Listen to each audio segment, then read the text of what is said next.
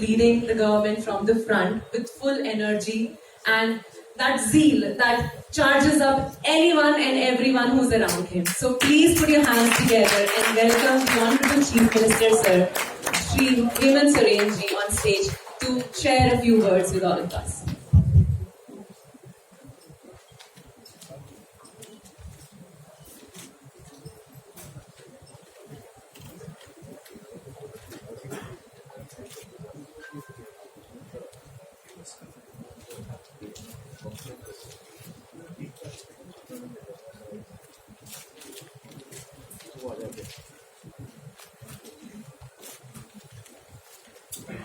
आज फिर से इस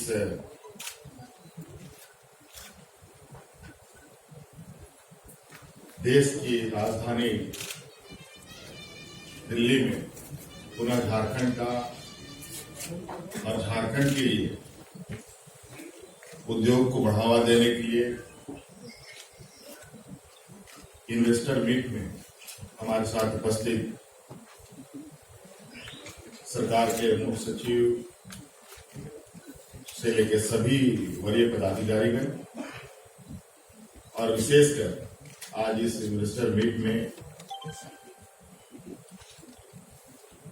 उपस्थित विभिन्न ट्रेड के आप सभी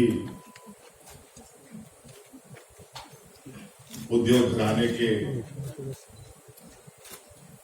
सम्मानित सदस्यगण, पत्रकार मित्रों, आप सभी का मैं अपनी ओर से इस कार्यक्रम में स्वागत करते हुए अपनी ओर से जोहार करता हूं।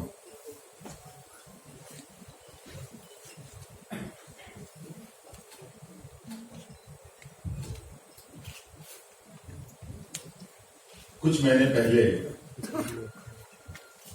झारखंड प्रदेश में उद्योग को बढ़ाने हेतु हम लोगों ने कार्यक्रम किए थे और उसमें कुछ सुझाव आप लोगों से मांगा था।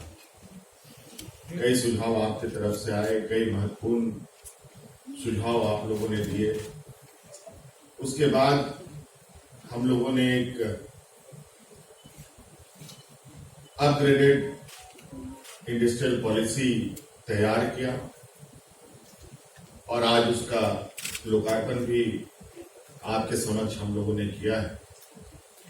और संयोग से लोकार्पण के साथ साथ झारखंड प्रदेश के लिए खुशी का और गर्व की बात है कि आप लोगों ने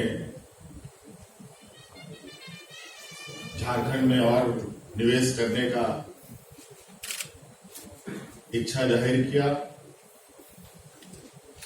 एमयू किए, कई स्वीकृतियां प्रदान की गई।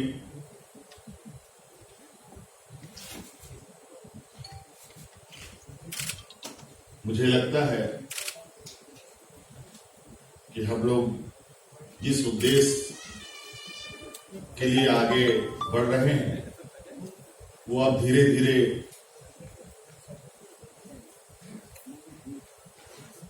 अपनी रफ्तार प्रदेश ले रहा है। उसमें आप सब लोगों की जो भूमिका है निश्चित रूप से काफी सराहनीय है। इसके लिए आप सब लोगों को मैं बहुत बहुत आभार धन्यवाद प्रकट करता हूं। हम सब जानते हैं कि पूरे दुनिया में आज एक वैश्विक महामारी छाई हुई है। भारत देश भी इससे अछूता नहीं रहा, ना हमारा प्रदेश। एक लंबे समय के बाद दिल्ली के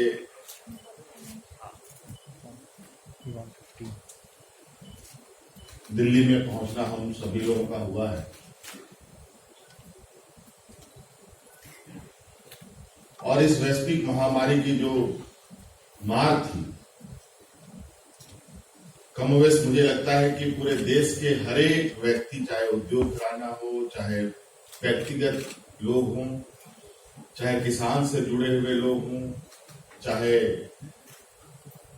स्टूडेंट्स हों, छोटे मझोले बड़े सभी व्यापार इससे अछूते नहीं रहे। सभी लोगों को इसने टच किया है। कई लोगों को इसके बड़े छोटे झटके भी लगे, आर्थिक, मानसिक, सामाजिक, हर तरीके। कई सारे जो हमारे विगत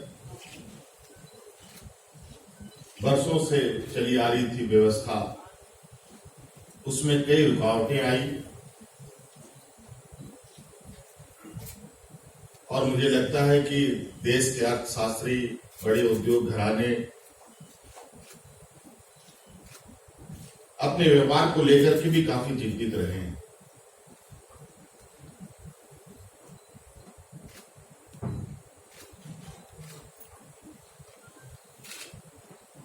राज्य का हो या देश का हो या घर का अर्थव्यवस्था कैसे अपने पैरों पर खड़ा हो, ये चिंता सभी लोगों की रही है। और इस वैश्विक महामारी में जब पूरा देश लॉकडाउन में खड़ा था, इसी दौरान हमने अपने पदाधिकारियों के साथ, सरकार में विभिन्न विभागों के साथ राज्य की अर्थव्यवस्था, राज्य में उद्योग, राज्य में रोजगार कैसे सृजन किया जा सकता। इस लॉकडाउन के दौरान हमारे कई बड़े उद्योग घराने भी बंद रहे, बहुत लिमिटेड लोगों के साथ काम चलाओ व्यवस्था बनाई रखी गई। क्योंकि हमारा प्रदेश देश में पिछड़े राज्यों में गिनती में आती है, हालांकि इसको होना नहीं चाहिए था।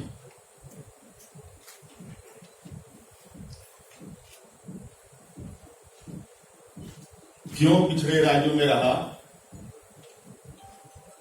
मैं उस बात को नहीं दोहराना चाहूंगा। अब ये सरकार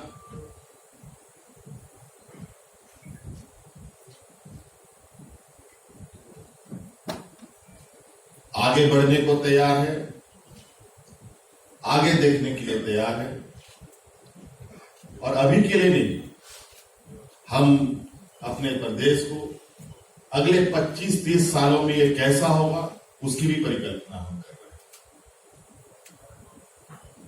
और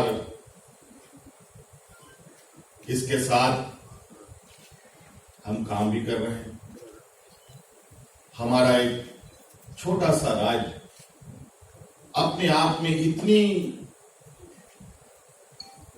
आंतरिक क्षमताएं ले बैठा है जिसका शायद अंदाजा हम सब लोगों को नहीं हो पाता है। वो कहावत है कि घर की मुर्गी दाल बराबर।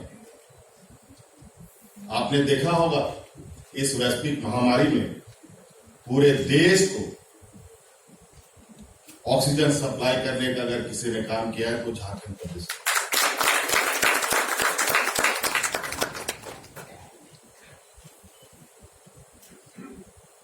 और आज भी अगर कोविड मैनेजमेंट की हम बात करें तो झारखंड जैसे सीमित संसाधन में, टूटी फूटी व्यवस्था में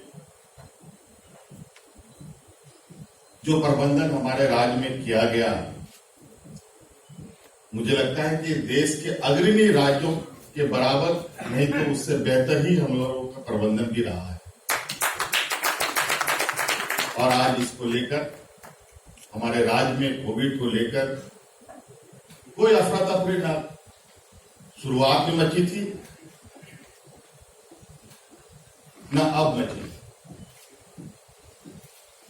बहुत सावधानी पूर्वक, बिना शोर शराबे के हम लोग अपनी मंजिल की ओर आगे बढ़ते गए।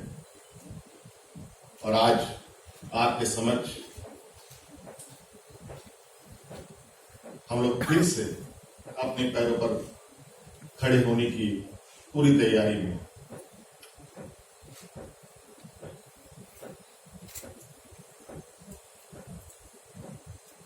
आज जो इंडस्ट्रियल पॉलिसी हम लोग आपके समक्ष पेश किए हैं, ये सिर्फ एक दस्तावेज नहीं है, ये सरकार का संकल्प है। मैं पुनः उस बात को दोहराता हूं और इस बार जो भी कार्य उद्योग के लिए किए जाएंगे,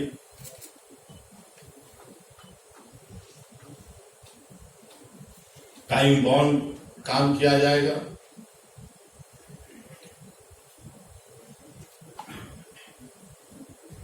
पूरे अकाउंटेबिलिटी के साथ, पूरे प्रॉमिस के साथ, और इसमें जो भी इन्वेस्टर्स आएंगे उनके साथ भी जो कमिटमेंट होगा वो हर हाल में पूरा किया जाएगा, और सरकार का जो कमिटमेंट उस उद्योग के साथ होगा उस उद्योग को भी करना होगा। इसमें किसी भी तरीके का ना मैं अपने सरकारी महकमे को कोताही करने का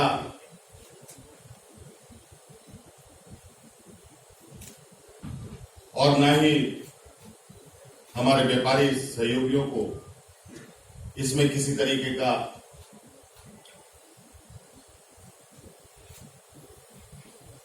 विलंब करने की जो कभी कभार देखने के लिए, सुनने के लिए मिलता है कि एमयू होते हैं, कई दस्तावेज बनते हैं, लेकिन उद्योग अपने समय पर नहीं पूरे होते। इन्हें बिल्कुल हमें समय में पूरा करना है, और जिस उद्देश्य के साथ वहां के लोग सरकार और उस उद्योग को टकटकी लगाए देखते हैं, उसे हमें पूरा करना है।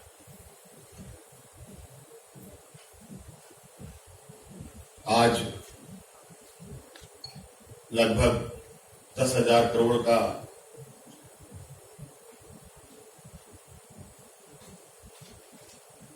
एमयू की बात है। लगभग 20,000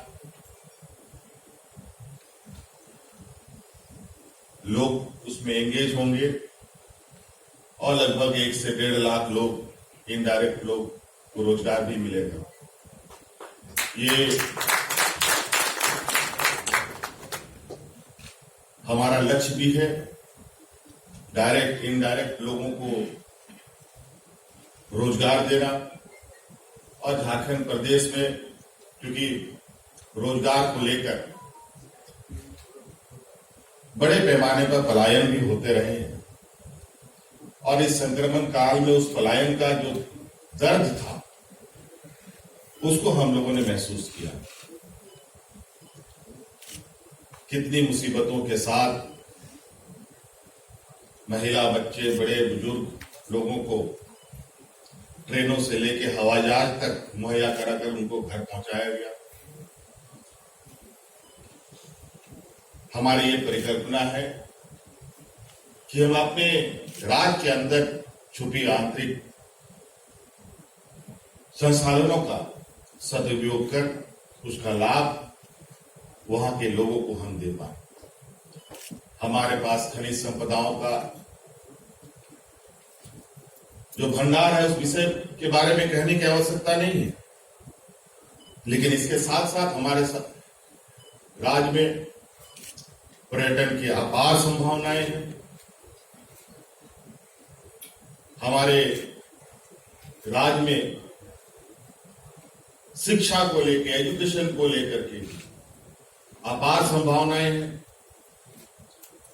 नेतरहाट जैसा स्कूल हमारे राज्य में अवस्थित है, जो मुझे लगता है देश में सबसे अधिक IAS IPS किसी ने अगर बनाया तो हमारे उस नेतरहाट स्कूल से ही लोग निकले होंगे।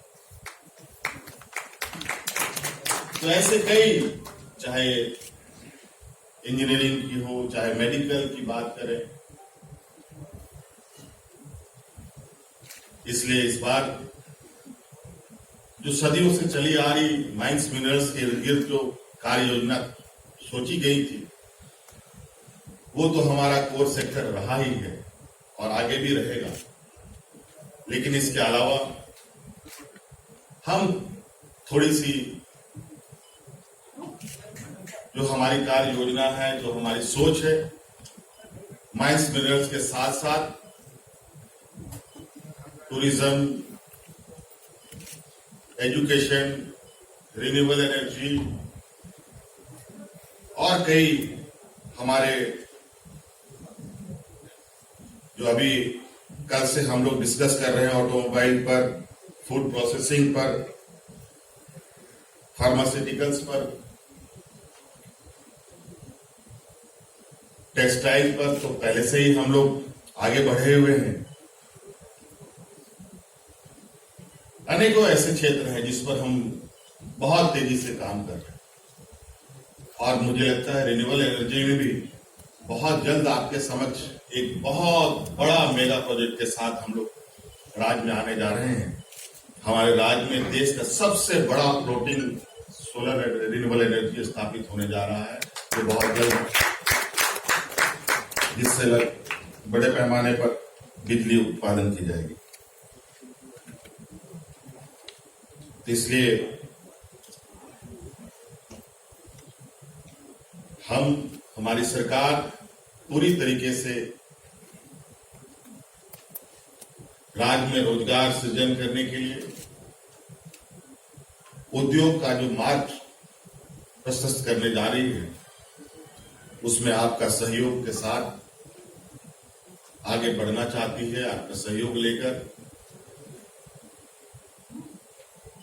और वहां के संसाधनों का हम सदुपयोग करते हुए एक बड़े पैमाने पर झारखंड को अग्रणी राज्य के पायदान में ले जाने का प्रयास हमारा है। इसलिए आप सब लोगों का सहयोग भी निश्चित रूप से बहुत आवश्यक है। इसलिए बातें तो बहुत है, लेकिन ये अभी शुरुआत है, पहला कदम है ये हम लोगों का, और उम्मीद करते हैं कि ये कदम अब रुकेगा नहीं। जैसे हमारे भी टाटा स्टील समूह के लोग हैं, डालमिया ग्रुप भी कोई नया हमारे ये नहीं है। लगभग आज जो लोग भी हमारे समक्ष आए हैं, लगभग अभी पहले चरण में तो हमारे इन हाउस लोग हैं, ये कोई बाहर से अभी हमारे पास नहीं, हम इनको संज्ञान में लेते हैं, इनको हम अपना परिवार ही मानते हैं और हम चाहेंगे कि यह परिवार और आगे बढ़े, ताकि राज्य की जो असल पहचान है वो देश में दिखाई दे। यही हमारी ख्वाहिश है। इन्हीं शब्दों के साथ बहुत बहुत धन्यवाद सबको। जोहार। तालियां आप लोगों की तरफ से थोड़ी जोर से बजनी चाहिए थी, क्योंकि बहुत प्रॉमिसिंग बातें आप सभी यहाँ पर की हैं। Thank you so much sir. और ये जो कुछ पॉइंट्स सर ने बोले हैं वो बहुत ही मोटिवेटिंग है सभी के लिए। I am sure as investors now you all look forward to invest in Jharkhand. और जैसे कि हम कह रहे हैं, emerging Jharkhand, come explore and emerge. So I hope you all are now ready to explore the state of Jharkhand, which is going to take a new shape very, very soon in the leadership of our very own Honorable Chief Minister, sir. A huge round of applause once again for the entire team.